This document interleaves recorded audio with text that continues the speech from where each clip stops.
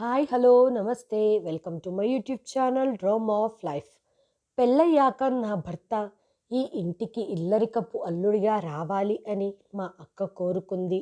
మా అక్క విధవరాలు. నన్ను చూసుకోవటం కోసం మా అక్క మళ్ళీ పెళ్లి చేసుకోలేదు. నేను పెళ్లి చేసుకోబోయే అతడికి కళ్ళు లేని ఒక తండ్రి కూడా ఉన్నాడు. అతడు కూడా మాతోనే నివసించేవాడు. నా భర్త మరియు గుడ్డివాడైన మా మామగారు విధవరాలైన మా అక్కను చాలా జాగ్రత్తగా చూసుకునేవారు. అకస్మాత్తుగా మా అక్క గర్భవతి అయ్యింది అని తెలియగానే నేను స్పృహ కోల్పోయాను. ఎందుకంటే మా బావగారు ఈ లోకంలో లేరు. నాకు 6 సంవత్సరాలు ఉన్నప్పుడే మా నాన్న మరియు మా అమ్మగారు చనిపోయారు. నాకు నా భర్త పైన నా మామగారి పైన అనుమానం వచ్చి మా అక్కకు DNA పరీక్ష చేయించి రిపోర్ట్స్ చూడగానే నా కాళ్ళ కింద భూమి కంపించినట్లుగా అనిపించింది. ఎందుకంటే ఆ రిపోర్ట్స్లో మా తల్లిదండ్రులకు మేమిద్దరం కూతుర్లం. నా పేరు సంజన. నాకు ఇప్పుడు 18 సంవత్సరాలు. మా కోసం సంపాదించి పెట్టడానికి ఎవ్వరూ లేరు. అందుకే మా అక్క స్కూల్లో ఆయాగా చేరింది. అక్కకు జీతం చాలా తక్కువగా వచ్చేది. అయినా మేము అక్క చెల్లెళ్ళం ఆ జీతంలోనే సుఖంగా జీవిస్తున్నాం. మా అక్క చెప్పేది, నాకు 6 సంవత్సరాల వయసున్నప్పుడు మా నాన్నగారు ఒక రోడ్ యాక్సిడెంట్లో మరణించారు అని. ఆ తర్వాత అమ్మే నన్ను అక్కను చూసుకునేది. కొంతకాలానికి అమ్మ అనారోగ్యంతో చనిపోయింది. ఆ తర్వాత అక్కయ్య నా బాధ్యతను తీసుకుంది. నాకు ఊహ తెలిసినప్పటికీ అక్కకు పెళ్ళై బావగారు కూడా చనిపోయారు. మా అక్క పెద్దగా చదువుకోలేదు.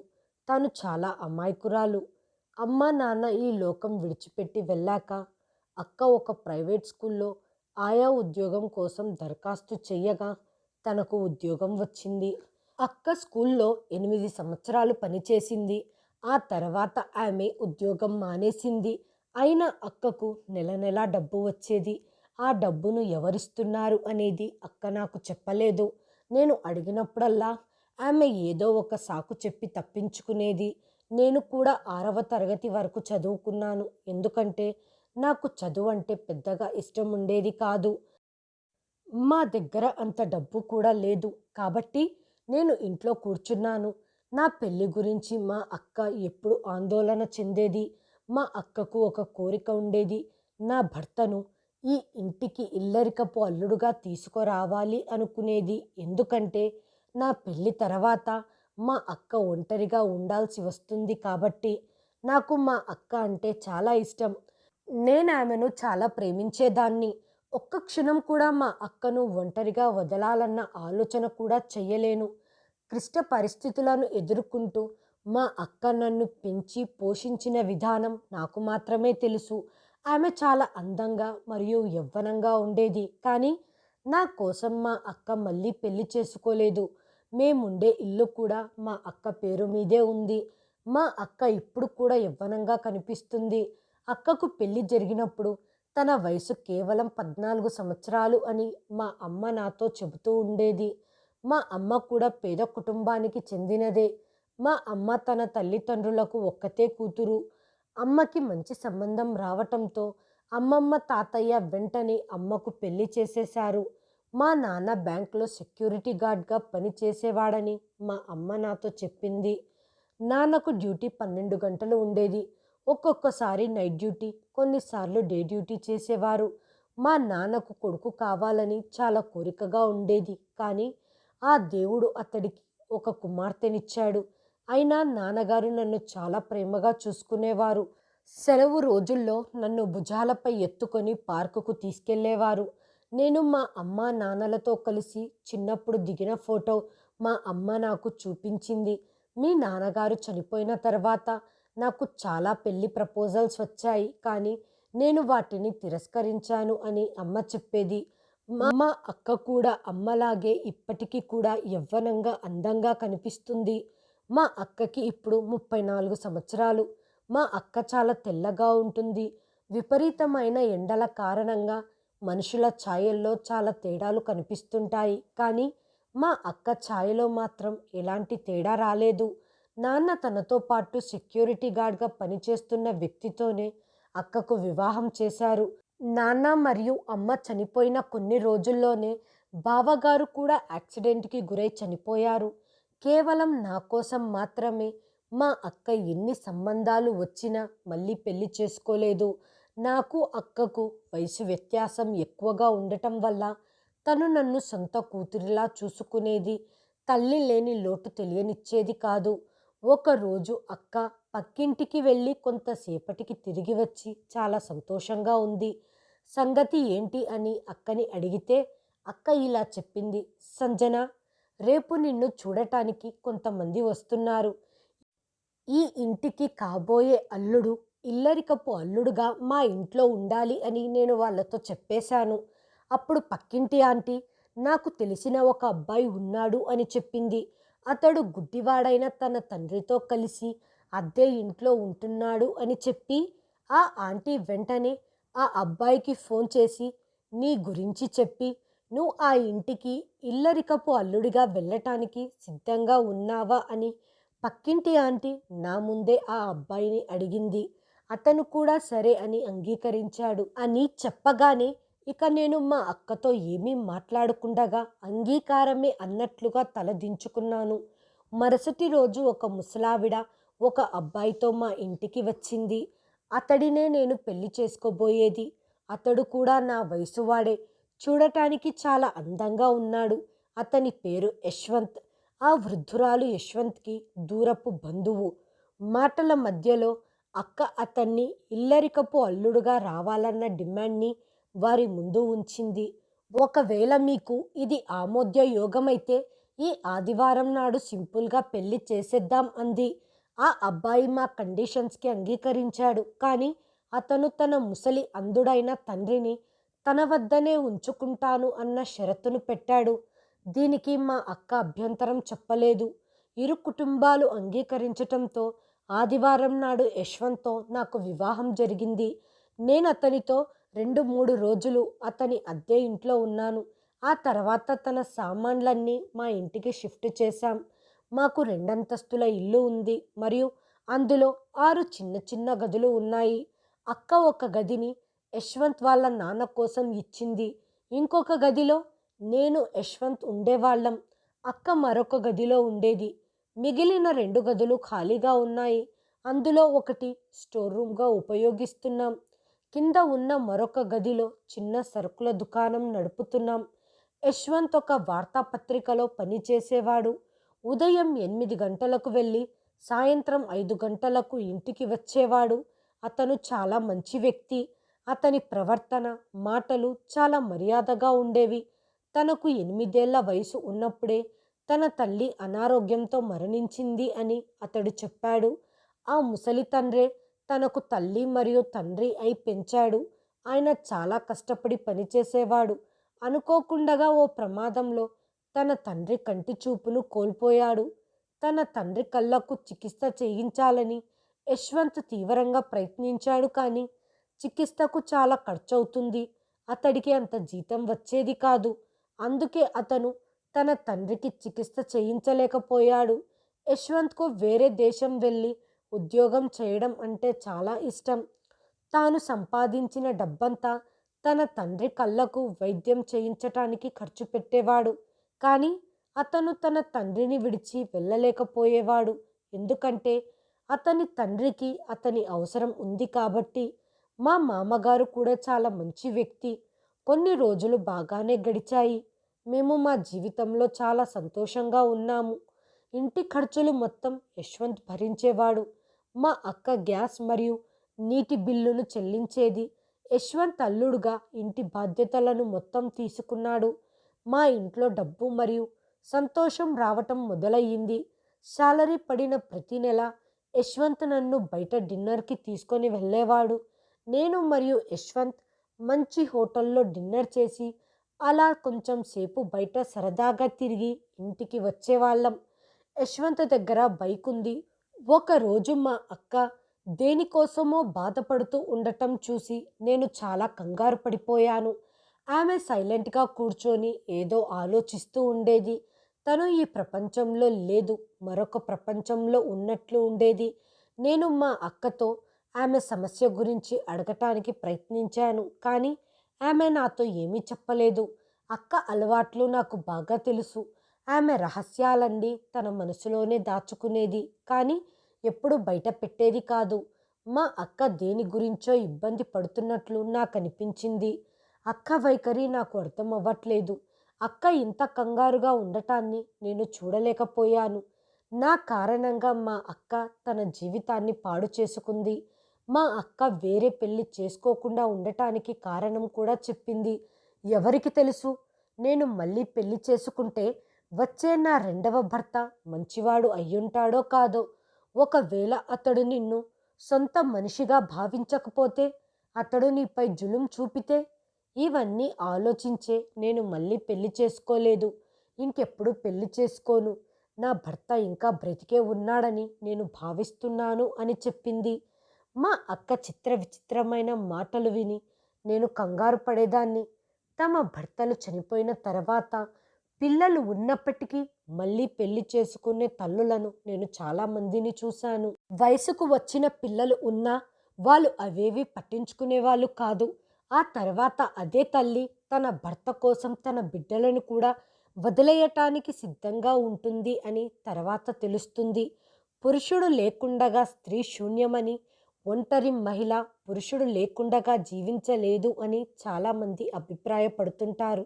కానీ మా అక్క బావ లేకుండగా తన జీవితం మొత్తం గడిపింది మరియు ఇప్పటికీ అలాగే జీవిస్తుంది.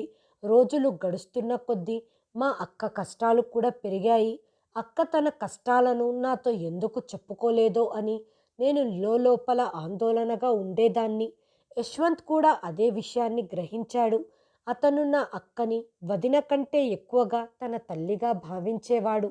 అందుకే అతను కూడా ఒక్కసారి అక్కతో అసలు మీ సమస్య ఏంటి అని అడిగాడు. కానీ ఆమె చిరునవ్వుతో మాటను దాటేసింది. ఏదో ఒక విషయం మా అక్కను నిద్రపోనివ్వకుండా చేస్తుంది. ఒకరోజు నేను మరియు యశ్వంత్ బైకుపై పానీపూరి తినటానికి అటువైపుగా వెళ్తున్నాం. మార్గంలో ఒక గర్భిణీల ఆసుపత్రి ఉండేది. నేను ఇంట్లో నుంచి బయలుదేరే ముందు అక్క ఇంట్లో లేదు. పక్కింటి ఆంటీ దగ్గరికి వెళ్తున్నాను, మీరు జాగ్రత్తగా బయటికి వెళ్ళి రండి అని అక్క బయటికి వెళ్ళే సమయంలో నాతో చెప్పి వెళ్ళింది. మేము ఆ హాస్పిటల్ ముందు నుండి వెళ్తున్నప్పుడు అకస్మాత్తుగా మా అక్క హాస్పిటల్ లోపల నుండి బయటికి రావటం నేను చూశాను. అక్కను చూసి నేను షాక్ అయ్యాను. అయినా నాకు తెలిసి మా ఇంట్లో కానీ మా వీధిలో కానీ డెలివరీ అయ్యేవాళ్ళు ఎవ్వరూ లేరు. అక్క ఇక్కడికి ఎందుకు వచ్చింది అని నా మనసులో వింత వింత ఆలోచనలు మొదలయ్యాయి. కానీ నేను ఈ విషయాన్ని యశ్వంత్తో చెప్పలేదు. మా అక్క గర్భిణీల హాస్పిటల్కి ఎందుకు వెళ్ళింది? నాకు పెళ్ళై కేవలం 3 నెలలే అయ్యింది, కానీ నేను గర్భవతిని కాలేదు. ఒకవేళ నేను ప్రెగ్నెంట్ అయితే నేను గర్భిణీ స్త్రీల హాస్పిటల్కి వెళ్ళేదాన్ని. నేను చాలా కంగారు పడ్డాను. నేను ఇంటికి తిరిగి వెళ్ళిన తర్వాత మా అక్కతో ఈ విషయం మాట్లాడాలి అనుకున్నాను. ఇంతకు అక్క హాస్పిటల్లో ఏం చేయటానికి వెళ్ళింది? ఎందుకు వెళ్ళింది? మేము పానీపూరి షాప్ దగ్గర కూర్చొని పానీపూరి తిన్నాము. మేము తిరిగి ఇంటికి వెళ్ళేటప్పుడు యశ్వంత్ మా అక్క కోసం పానీపూరి పార్సల్ తీసుకున్నాడు. మా మామగారికి పానీపూరి అంటే ఇష్టం ఉండదు. అందుకే యశ్వంత్ వాళ్ళ నాన్నగారి కోసం పార్సల్ తీసుకోలేదు. రాత్రి 9 గంటలకు ఇంటికి చేరుకున్నాము. నా దగ్గర ఇంటి 2వ తాళం ఉంది కాబట్టి నేను తలుపు తెరిచాను. అక్క తన గదిలోనే ఉంది. ఆమె గదిలో లైట్ వెలుగుతుంది అంటే మేల్కోనే ఉంది అని అర్థం. నేనొక ప్లేట్లో పానీపూరి పెట్టి ఇవ్వటానికి గదిలోకి వెళ్ళాను. అక్క మంచం మీద పడుకొని లోతైన ఆలోచనలలో మునిగిపోయి ఉంది. నేను వచ్చింది కూడా అక్కకు తెలియలేదు. నేను అక్క చెయ్యి పట్టుకొని కదపగానే ఒక్కసారిగా తాను స్పృహలోకి వచ్చినట్లుగా అదిరిపడి నన్ను చూసి ఒక్కసారిగా లేచి కూర్చుంది. అప్పుడు నేను అక్క దగ్గర కూర్చొని ఇలా చెప్పాను, అక్క, నీకు పానీపూరి అంటే చాలా ఇష్టం కదా, అందుకే నీ కోసం తెచ్చాను అన్నాను. సంజన, నాకొద్దు, నాకు ఒంట్లో బాగోలేదు. ఈ సమయంలో నాకు పానీపూరి తినాలనిపించటం లేదు. దీన్ని మీరే తినేసేయండి అంది. మా అక్క చెప్పింది విని నేను ఆశ్చర్యపోయాను. అక్క పానీపూరి తిననని నిరాకరించటంతో నేను ప్లేట్ను పక్కనే ఉన్న టేబుల్ మీద పెట్టి ఇలా చెప్పటం మొదలుపెట్టాను. అక్క, నీకేమయ్యింది? నీ ఆరోగ్యం బాగానే ఉంది కదా అనటంతో అక్క నా చేతిపై చెయ్యి వేసి, సంజన, నువ్వు నా గురించి ఆందోళన చెందాల్సిన అవసరం లేదు. కొంచెం తలనొప్పిగా ఉంది. ఇప్పుడే టాబ్లెట్ వేసుకున్నాను. కొంతసేపటికి ఉపశమనం లభిస్తుంది. నువ్వు వెళ్ళు. యశ్వంత్ నీ కోసం ఎదురు చూస్తూ ఉంటాడు అనటంతో, అక్క, నేను నీ గురించి ఎందుకు ఆలోచించకూడదు? నువ్వు నా తల్లి లాంటిదానివి. నేను నిన్ను చాలా ప్రేమిస్తున్నాను. నువ్వు బాధపడటం చూస్తుంటే నా గుండె తరుక్కుపోతుంది. ముందు నాకు ఈ విషయం చెప్పు. నువ్వు నీ సమస్యలను నాతో ఎందుకు షేర్ చేసుకోవు? కాబట్టి నేను నీకు ఏమి చెప్పగలను అనటంతో మా అక్క నవ్వి, సంజన, నాకు ఏ సమస్య లేనప్పుడు నీతో ఏమి పంచుకోవాలి అని చెప్పింది. నువ్వు నా గురించి ఆలోచించటం మానేసేయ్. నీకు వివాహమయ్యింది. నీకు చాలా మంచి భర్త దొరికాడు. కాబట్టి నువ్వు ఎప్పుడూ అతని గురించే ఆలోచించు. అతనిని జాగ్రత్తగా చూసుకో. యశ్వంత్ చాలా మంచి అబ్బాయి. నువ్వు చేసే పని వల్ల అతనికి నీ మీద కోపం రాకూడదని నేను కోరుకుంటున్నాను అనటంతో నాకు అర్థమైపోయింది. మా అక్క తన సమస్య ఏంటో నాతో చెప్పకూడదని తప్పించుకుంటుంది అని, తన విషయాలు నాతో షేర్ చేసుకోవటం తనకు ఇష్టం లేదు అని. నేను అక్కని ఎంత బలవంతం చేసినా నాకేమీ చెప్పదని అర్థమయ్యింది. అందుకే పానీపూరి ప్లేట్ను తీసుకొని నేను ఆమె గదిలో నుంచి బయటికి వచ్చేశాను. అక్క ఆరోగ్యాన్ని దృష్టిలో ఉంచుకొని తను గర్భవతిలో హాస్పిటల్కు ఎందుకు వెళ్ళిందో అడగాలనుకున్నాను. కానీ ఇప్పుడు అడగటం కరెక్ట్ కాదు అని అనిపించి ఊరుకున్నాను. ఈ విషయం గురించి రేపు అక్కతో మాట్లాడదాంలే. అంతలోపు అక్క ఆరోగ్యం కూడా కుదుట పడుతుంది అనుకున్నాను. నా చేతిలో ఉన్న పానీపూరి ప్లేట్ను చూడగానే, ఏంటి, మీ అక్క పానీపూరి తినలేదా అని అడిగాడు యశ్వంత్. అక్కకి ఆరోగ్యం బాగోలేదట, కాబట్టి తినను అనటంతో వెనక్కి తీసుకొని వచ్చాను. నేను యశ్వంత్కి పానీపూరి తినమని ఆఫర్ చేశాను. కానీ అతడు నిరాకరించాడు. అందుకని నేనే తినేశాను. మరుసటి రోజు యశ్వంత్ ఆఫీస్కి వెళ్ళిపోయాడు. అక్క ఇంట్లోకి సరుకులు తేవటం కోసం మార్కెట్కు వెళ్ళింది. అప్పుడు నేను ఇంటిని శుభ్రం చేయటం ప్రారంభించాను. నేను నా గదితో పాటు మా అక్క గదిని కూడా శుభ్రం చేస్తున్నాను. నేను అక్కతో ఏ పని చెయ్యనివ్వకూడదు అనుకున్నాను. అక్క తన జీవితమంతా పని చేసి నాకు తిండి పెట్టింది.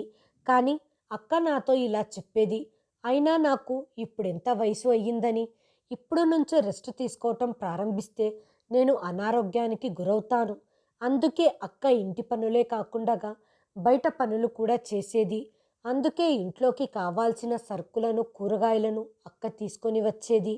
ఒకవేళ యశ్వంత్ ఇంట్లో ఉంటే ఈ పనులన్నీ అతడే చేసేవాడు.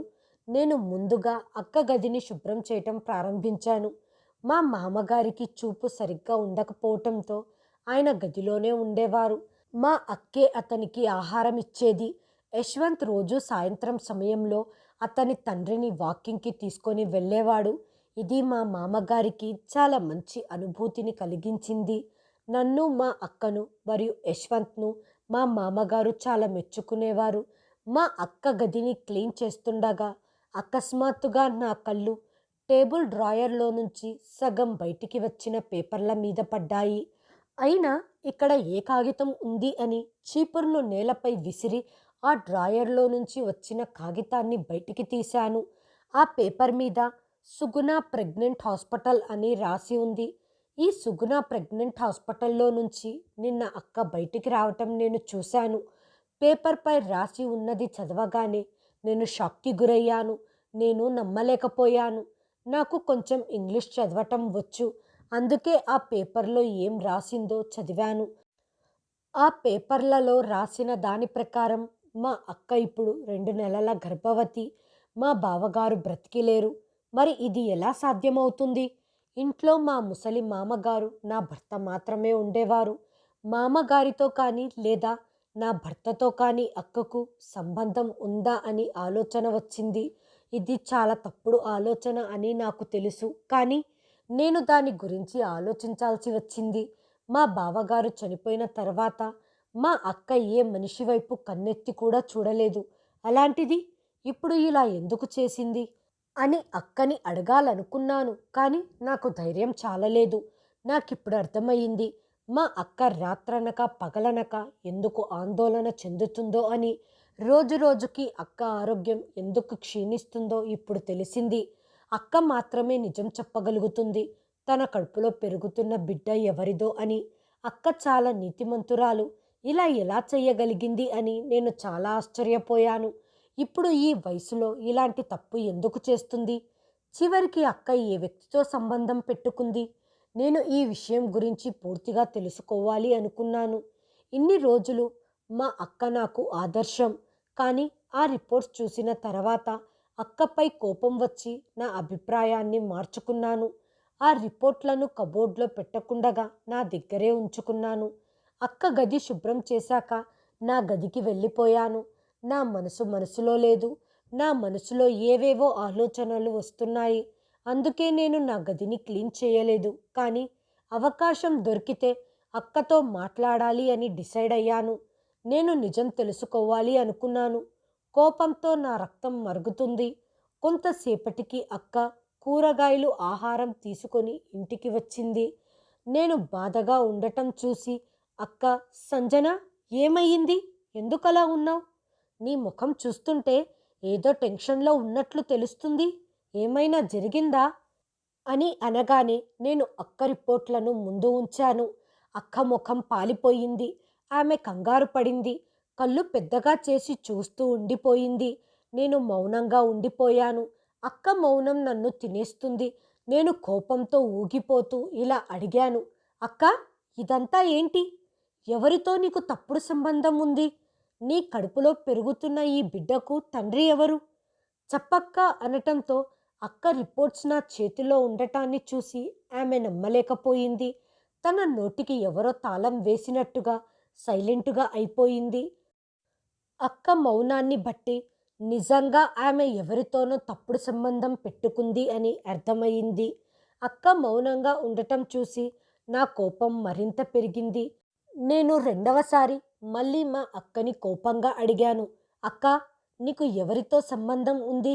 నిన్ను గర్భవతి చేసిన ఆ కిరాతకుడు ఎవడు? అక్క, నువ్వు ఇలాంటి దానివి కాదు. అలాంటప్పుడు నువ్వు ఈ రాంగ్ స్టెప్ ఎలా వేశావు అని అడగగానే అక్క నా నోటి మీద చెయ్యి వేసి ఏడుస్తూ ఇలా చెప్పింది, అమ్మా సంజన, దయచేసి ఆ పైవాడి కోసమైనా నువ్వు సైలెంట్గా ఉండు. సమాజంలో అందరి ముందు నాకు మర్యాద లేకుండగా పరువు తీయాలి అనుకుంటున్నావా అంది. అయితే అక్క, అతను ఎవరో చెప్పు. ఎవరి బిడ్డ నీ కడుపులో పెరుగుతున్నాడు? అక్క అడ్డంగా తల ఊపుతూ, నేనిప్పుడు చెప్పలేను. దేవుడి మీద ఒట్టు. దయచేసి నన్ను ఏమీ అడగొద్దు. నేను ఇప్పుడే చాలా బాధలో ఉన్నాను అంది. అక్క ఇంత బతిమాలుతున్నా నిజం చెప్పట్లేదు కదా. విషయం ఏంటో నాకు అర్థమయ్యింది. నాకు నా భర్త మరియు మామయ్య మీద అనుమానంగా ఉంది. మగవాడు ఎప్పుడు మారిపోతాడో, అతను మనిషి నుంచి మృగంలా ఎప్పుడు మారుతాడో ఎవ్వరూ చెప్పలేము. దాన్ని గుర్తించలేము. మా ఇంట్లో వీళ్ళిద్దరూ మగవాళ్ళు తప్ప ఇంకెవ్వరూ లేరు. విషయం ఏంటంటే వాళ్ళు వచ్చిన తర్వాతే అక్క ప్రెగ్నెంట్ అయ్యింది. సభ్య సమాజం ఏమనుకుంటుంది? విధవరాలైన అక్క ఒక సంతానానికి జన్మనిస్తే ఈ పిల్లవాడి అసలైన తండ్రి ఎవరు? నాకు బాగా తెలుసు. మా అక్క పట్టుదల గురించి తను నిజం చెప్పదు. అందుకే నేను ఒక నిర్ణయానికి వచ్చాను. మా అక్క, నా భర్త, మా మామగారి యొక్క డిఎన్ఏలు చెక్ చేపించాలి అనుకున్నాను. నాకు ఒక స్నేహితురాలుంది. తను ఒక డాక్టర్, హాస్పిటల్లో పనిచేస్తుంది. నేను, మా అక్క, నా భర్త, మా మామయ్య యొక్క తల వెంట్రుకలను ఆ హాస్పిటల్ ల్యాబ్లో ఇచ్చాను. వాళ్ళు 24 గంటల్లో చెక్ చేసి వాటి రిపోర్ట్స్ ఇస్తాము అన్నారు. అక్క ఎక్కువ సమయం గదిలోనే ఒంటరిగా గడిపేది. నా భర్తకు మరియు మామకు అక్క ప్రెగ్నెన్సీ గురించి తెలియదు. నేను ఆలోచించాను, ఒకవేళ నా భర్తతో అక్కకు సంబంధం ఉన్నట్లు రుజువైతే నేను జీవితంలో వాళ్ళను క్షమించలేను. నేను వాళ్ళతో దూరంగా ఉండటమే కాకుండా ఈ వీధిలో అతని పరువు తీసి ఇక్కడి నుంచి వెళ్ళగొడతాను అని నిర్ణయించుకున్నాను. 2 రోజుల తర్వాత నా స్నేహితురాలి ఫోన్ వచ్చింది. డిఎన్ఏ రిపోర్ట్స్ వచ్చేశాయి, వచ్చి తీసుకో అంది. నేను రిపోర్ట్స్ తీసుకోవటానికి వెళ్ళాను. వాటిని చూసి నా కాళ్ళ కింద నేల లాగేసినట్టుగా అయ్యింది. ఎందుకంటే డిఎన్ఏ టెస్ట్లో మా అక్క కడుపులో ఉన్న బిడ్డ యొక్క తండ్రి నా భర్త కాదు, నా మామ కాదు. తండ్రి ఇంకెవరు? అంటే మా అక్క బయట వ్యక్తితో సంబంధం పెట్టుకుందా అని నా రక్తం మరిగిపోయింది. నేను హాస్పిటల్ నుంచి బయటికి వచ్చి తిన్నగా ఇల్లు చేరుకున్నాను. మా అక్క గదిలోకి వెళ్ళాను. అప్పుడు అక్క పడుకొని ఉంది. కోపంతో ఉన్న నన్ను చూసి అక్క లేచి కూర్చుంది. ఆ రిపోర్ట్స్ని మా అక్క ముందు పడేస్తూ, అక్క, నేను డిఎన్ఏ టెస్ట్ చేయించాను. నాకు అనుమానంగా ఉండేది. నీ కడుపులో ఉన్న బిడ్డకి నా భర్త లేదా నా మామగారు కారణమై ఉంటారు అని. వాళ్ళలో ఎవరో ఒకరు నీ కడుపులో బిడ్డకు తండ్రి అనుకున్నాను. కానీ వీళ్ళెవ్వరూ ఆ బిడ్డకు తండ్రి కాదు అని ఆ డిఎన్ఏ టెస్ట్ ద్వారా తేలిపోయింది. ఇప్పుడు నువ్వే చెప్పాలి, ఆ బిడ్డకు తండ్రి ఎవరు? నువ్వు ఇప్పుడు చెప్పకపోతే నేను నా ప్రాణం తీసుకుంటాను అని అక్కను బెదిరించగానే అక్క ఆ రిపోర్ట్లను తీసి పక్కన పెట్టి లేచి నిలబడి నా చెంప మీద ఒక్క దెబ్బ వేసింది. నాకు చాలా ఆశ్చర్యం వేసింది. ఎందుకంటే మా అక్క ఎప్పుడూ నా మీద చెయ్యి చేసుకోలేదు. నేను చేసిన ఎన్నో తప్పులను తను చూసి చూడనట్లుగా ఊరుకునేది. నాకు మంచి చెడు నేర్పించింది. నేను ఆశ్చర్యంగా అక్కని చూస్తూ ఉండిపోయాను. అప్పుడు అక్క నాతో, అసలు నువ్వు నా గురించి ఏమనుకుంటున్నావు? నీ భర్తకు మరియు మీ మామయ్యకు డిఎన్ఏ టెస్టులు చేపిస్తావా? నాకైతే నమ్మశక్యంగా లేదు. నువ్వు నాకు చెల్లెలివేనా? నేను నిన్ను సొంత కూతురులా చూసుకున్నాను. నాపై ఎంత దారుణమైన నిందలు వేస్తావు అని అనుకోలేదు. నిజం చెప్తాను విను. నా కడుపులో పుట్టే బిడ్డ అక్రమ సంబంధం కాదు, నిజమైన సంబంధంతో కలిగినవాడు. నాకు అక్క చెప్పింది అర్థం కాలేదు. ఎందుకంటే బావగారు ఈ ప్రపంచాన్ని వదిలి 13 సంవత్సరాలయ్యింది. అక్క ఏమో సక్రమమైన సంబంధం అంటుంది. అక్క ఏమైనా ఎవ్వరికి చెప్పకుండగా అజ్ఞాతంలో వివాహం చేసుకుందా అని నేను ఆలోచించటం మొదలుపెట్టాను. నేను ఏమి ఆలోచిస్తున్నానో మా అక్క వెంటనే కనుక్కుంది. నేను ఎవరిని రహస్యంగా వివాహం చేసుకోలేదు అంది. నేను ఏమి ఆలోచిస్తున్నానో మా అక్క గుర్తించింది. ఆ తర్వాత అక్క, నేను ఎవ్వరిని అజ్ఞాతంలో వివాహం చేసుకోలేదు. ఎందుకంటే మీ బావగారు బ్రతికే ఉన్నారు. నా కడుపులో ఉంది అతని కొడుకే. ఈ మాట విని నాకు దిమ్మ తిరిగిపోయింది. నా చిన్నతనంలోనే ఒక రోడ్డు యాక్సిడెంట్లో బావగారు చనిపోయారు అని నాకు అక్క చెప్పింది. మరి అతను ఇప్పుడు ఎలా బ్రతికి వచ్చాడు అన్న సందేహం నాకు కలిగింది. అప్పుడు అక్క ఇలా చెప్పింది, సంజన, ఈరోజు నీకు నిజం చెప్తాను. ఎంతకాలం ఈ విషయాన్ని దాచగలను? నేను ప్రెగ్నెంట్ అవ్వకుండగా ఉంటే అసలు ఈ విషయం తెలిసేది కాదు. నీకప్పుడు 6 సంవత్సరాలు.